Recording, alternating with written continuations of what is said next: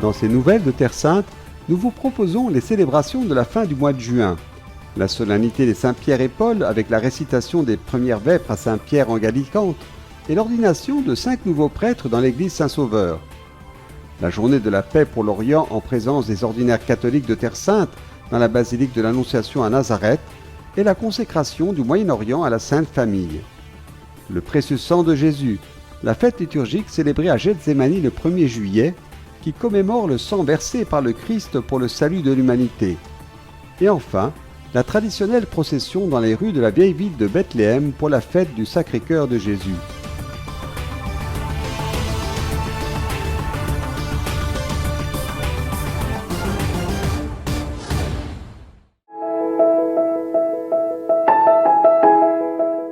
À Jérusalem et dans le monde entier, l'Église célèbre le 29 juin la solennité des 16 apôtres Pierre et Paul. Simon, fils de Jonas et frère d'André, le premier des disciples, professa que Jésus était le Christ, le Fils du Dieu vivant, d'où son nom de Pierre. Paul s'est présenté en disant « Je suis juif, né à Tars en Cilicie, mais élevé ici dans cette ville où, à l'école de Gamaliel, j'ai reçu une éducation strictement conforme à la loi de nos pères. J'avais pour Dieu une ardeur jalouse, comme pour vous tous aujourd'hui. » Paul est passé de persécuteur des chrétiens à apôtre des gentils.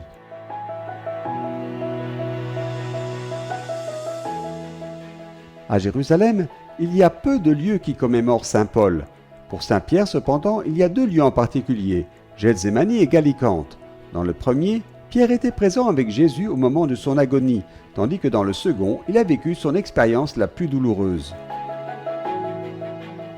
Sur les pentes occidentales de la vallée du Cédron, les pères assomptionnistes français ont commencé des fouilles archéologiques en 1889 et ont trouvé le palais de Caïphe. Nous sommes ici à Saint-Pierre en Gallicante, c'est un lieu saint depuis la fin du 5e siècle. Plusieurs églises, c'est la 4e église qu'on voit construite sur une fosse profonde. Et on dit, la tradition dit, c'est bien dans cette fosse profonde, à proximité, probablement proche de la maison de Caïphe, que Jésus se retrouve emprisonné, quelques heures sans doute, l'histoire de passer la nuit avant d'être remis aux Romains. Donc la mémoire byzantine croisée et aujourd'hui se rappelle ici dans ce lieu que Jésus vit ce qu'on appelle le procès religieux. Les icônes de l'Église rappellent les moments les plus amers de la vie de Pierre. De son reniement du Maître, scène que l'on retrouve dans les 4 évangiles dans le contexte de l'interrogatoire de Jésus dans la maison du grand prêtre Caïphe, à la rencontre de Pierre avec Jésus sur le lac de Galilée après la résurrection, lorsque le Maître lui demande 3 fois « Pierre, m'aimes-tu vraiment? Sois le berger de mes agneaux. » Dans ce cadre évocateur et chargé de souvenirs, les pères assomptionnistes, avec son Excellence Monseigneur Marcuzzo et les chrétiens locaux, ont célébré les premières vêpres de la solennité des Saint-Pierre et Paul. Le message est bien sûr celui des lieux saints, de Pierre qui a aimé Jésus, qui l'a renié, mais qui s'est ensuite repenti et a retrouvé son amour pour Jésus. Ce mécanisme, entre guillemets, ce parcours de Saint-Pierre est toujours et partout utile pour nous tous. Nous avons également prié pour le pape. En particulier, nous avons médité sur une page d'Evangelii Gaudium, une page magnifique où il est question du mystère du Christ ressuscité et de l'Esprit Saint. Nous pensons au travail, mais en réalité ce n'est pas nous qui travaillons, c'est l'Esprit et Jésus ressuscité qui travaillent en nous. Le père César André a également mentionné les groupes de pèlerins. Donc, c'est vrai, depuis plus d'1 an et demi maintenant, nous connaissons cette crise, mais la Terre Sainte a connu d'autres crises beaucoup plus longues qui ont empêché les pèlerins de venir. Mais nous étions habitués à prier, à célébrer, à rencontrer des gens qui venaient en nombre voir ce lieu saint. Maintenant, sans les pèlerins, c'est différent forcément. Mais nous sommes là aussi pour pour prier dans ces lieux saints quand les pèlerins ne peuvent plus prier dans ces lieux saints. Et c'est une mission d'église. Le 29 juin au matin, en la solennité des deux apôtres, 70 prêtres, dont des franciscains et d'autres communautés religieuses, se sont réunis pour la messe dans l'église Saint-Sauveur de Jérusalem. Au cours de la célébration, présidée par sa béatitude Monseigneur Pier Battista Pizzaballa, patriarche de Jérusalem des Latins, avec Monseigneur Giacinto Marcuzzo, vicaire patriarcal, frère Dobromir, vicaire de la custodie de Terre Sainte, avec le discrétoire de la custodie, la communauté franciscaine et un grand nombre de prêtres, 5 nouveaux prêtres de différentes nationalités ont été ordonnés.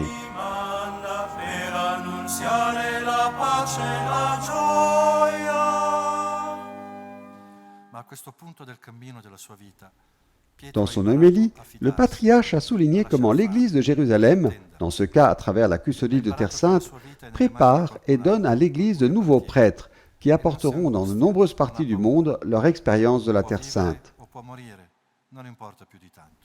Dans sa réflexion, Monseigneur Pizzaballa a voulu mettre en évidence les caractéristiques des deux apôtres. Pierre, l'homme libre, parce qu'il a remis sa vie entre les mains de Dieu et a appris à faire confiance, se laissant conduire avec assurance par sa providence et sa volonté. Et puis Paul, qui en bout de course fait une sorte de bilan, de relecture. Il dit, poursuit le patriarche, qu'à ce stade, il ne lui reste qu'une seule chose, c'est la foi. J'ai combattu le bon combat, j'ai terminé la course, j'ai gardé la foi. C'est le grand trésor de Paul, en comparaison duquel tout le reste n'est rien, que des ordures. À la fin de la célébration, les nouveaux prêtres ont été accueillis en fête dans une ambiance typiquement arabe.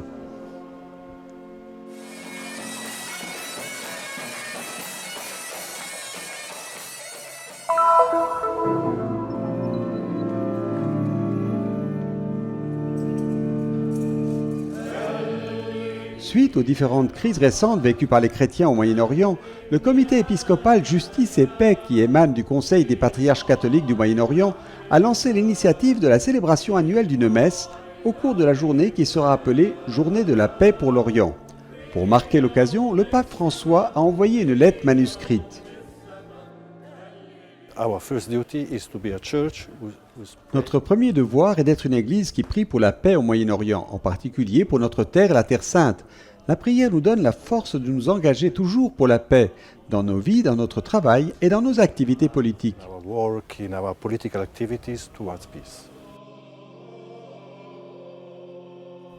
La messe de cette année a été célébrée le dimanche 27 juin dans la basilique de l'Annonciation à Nazareth et a été présidée par sa béatitude Monseigneur Pier Battista Pizzaballa, patriarche de Jérusalem des Latins, et concélébrée par Monseigneur Youssef Matta, archevêque melkite d'Acre, Haïfa, Nazareth et toute la Galilée, par Monseigneur Moussa El-Hajj, archevêque maronite de Haïfa et de Terre Sainte, Monseigneur Camille Afram Semran, vicaire patriarcal de l'église syro-catholique de Terre Sainte, et Monseigneur Giacinto Boulos Marcuzzo, vicaire patriarcal latin pour Jérusalem, en présence d'un groupe de prêtres et de fidèles.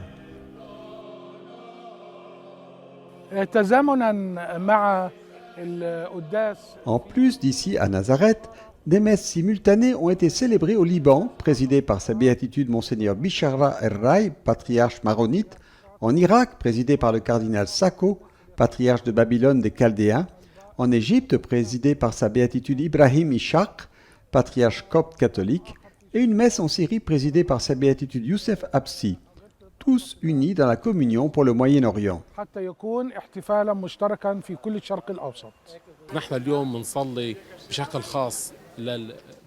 Aujourd'hui, nous prions en particulier pour les pays du Moyen-Orient afin que Dieu accorde la paix et que les dirigeants et les responsables de la politique internationale, tant au niveau mondial que local, réalisent l'importance de la paix des peuples et prêtent attention aux besoins humains. Nous espérons que les initiatives de paix et d'amour seront bientôt réalisées et que tous les peuples pourront vivre ensemble.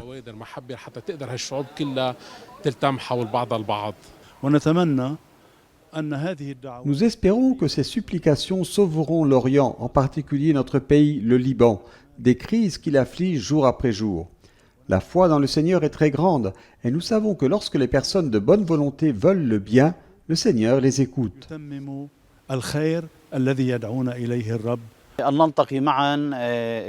En nous réunissant, nous faisons ce que le Seigneur Jésus-Christ a dit. Car là où 2 ou 3 sont réunis en mon nom, je suis au milieu d'eux. Notre présence dans cette Église qui représente la Sainte Famille est la plus grande preuve de la présence de Dieu Tout-Puissant à travers sa parole qui est Jésus-Christ. Dans la prière, il y a l'unité, et dans l'union, il y a la force. Nous crions fort et disons assez à la civilisation de la mort et de la violence, et oui à la civilisation de la paix et de la vie, a déclaré Monseigneur Matta dans son homélie. Au cours de la liturgie, qui comprenait les rites latins, byzantins et syriaques, a été bénie l'icône de la Sainte Famille, et à l'occasion de l'année de Saint Joseph, a été effectuée la consécration du Moyen-Orient à la Sainte Famille. La première menace qui pèse sur notre société est la division des familles. La Sainte Famille nous rappelle donc que, malgré toutes les différences, nous devons rester unis et avoir confiance en Dieu.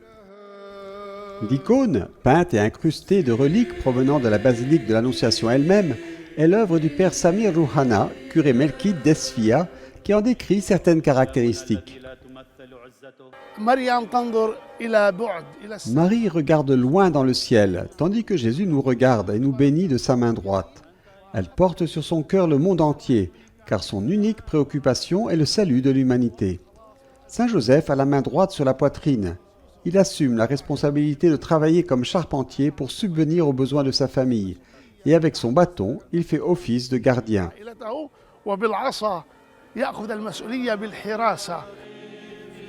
Nous avons discuté de nombreux problèmes sociaux, politiques et religieux qui touchent l'ensemble du Moyen-Orient, en particulier la Terre Sainte. Puis nous nous sommes concentrés sur l'achèvement des différents projets financiers et pastoraux sur lesquels nous devrons travailler dans les années à venir. Nous nous concentrerons, comme d'habitude, sur la formation et l'éducation.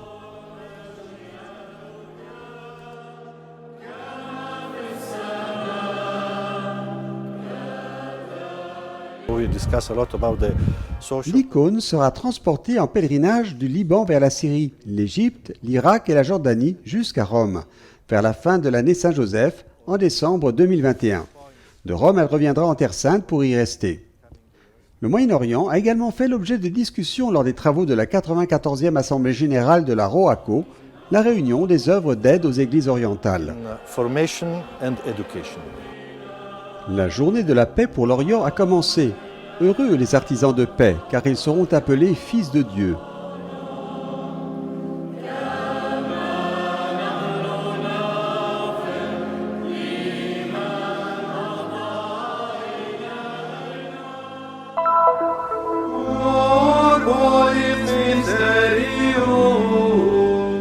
Dans une atmosphère de recueillement et de prière, la célébration de la fête du précieux sang de Jésus s'est déroulée le 1er juillet dans l'église de l'Agonie à Gethsémani. La messe a été présidée par frère Dobromir Jastal, vicaire de la custodie de Terre Sainte, avec la participation de franciscains et de prêtres des communautés de Terre Sainte. La devozione del preziosissimo sangue di Gesù risale a molti secoli fa. La fête du précieux sang de Jésus a été un objet de culte dès les premiers siècles en Terre Sainte. Ici, à Gethsémani, où Jésus a prié et sué du sang avant sa passion, cette fête revêt une signification particulière. Nous pouvons dire que c'est ici, à partir de Gethsémani, que commence à couler le sang du Christ qui nous sauve au calvaire. Ces deux lieux sont étroitement unis parce que le sang du Christ nous sauve. Le sang du Christ nous transforme de pécheurs en rachetés. Strettamente uniti perché il sangue di Cristo che ci salva, il sangue di Cristo che da peccatori ci trasforma in redenti. Frère Jastal a souligné dans son homélie que le sang du Christ est la déclaration la plus grande et la plus complète de l'amour du Père, et que son flux vivifiant est la source de l'Église qui renaît constamment en se nourrissant du sang divin. Et ceux qui ont reçu la miséricorde de Dieu sont appelés à rendre l'amour à Dieu en appliquant la miséricorde à leurs frères sans limite.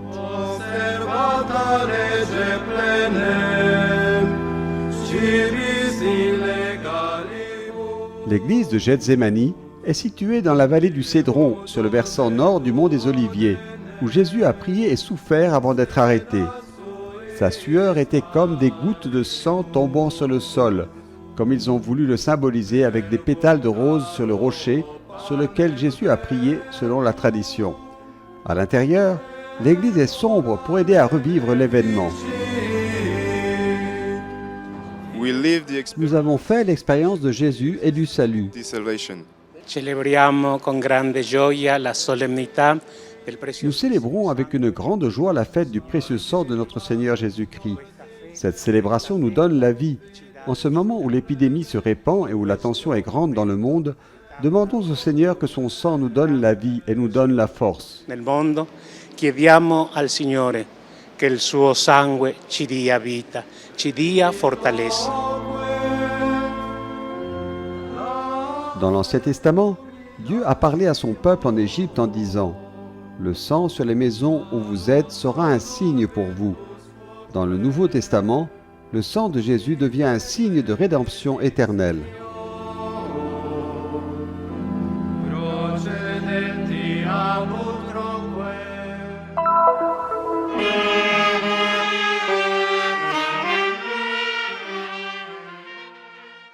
La vie revient progressivement dans la ville de Bethléem. Le 25 juin dernier, les rues de la vieille ville ont résonné au son des cloches et des cuivres des scouts salésiens à l'occasion de la fête du Sacré-Cœur de Jésus.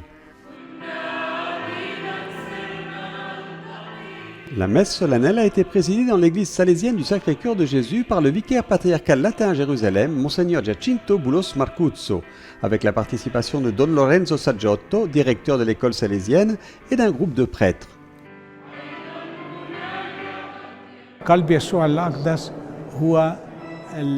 Le Sacré-Cœur de Jésus est la méditation de l'Église qui se concentre sur l'amour du Christ et l'amour de l'Incarnation.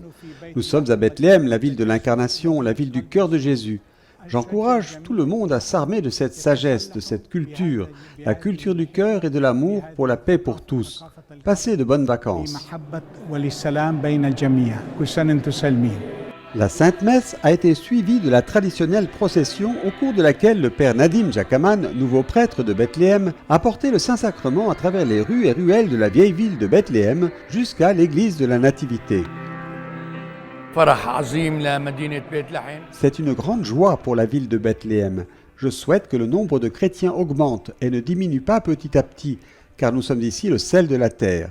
J'ai 69 ans, je participe à cette procession depuis l'âge de 12 ans, lorsque j'étais écolier. C'est notre tradition.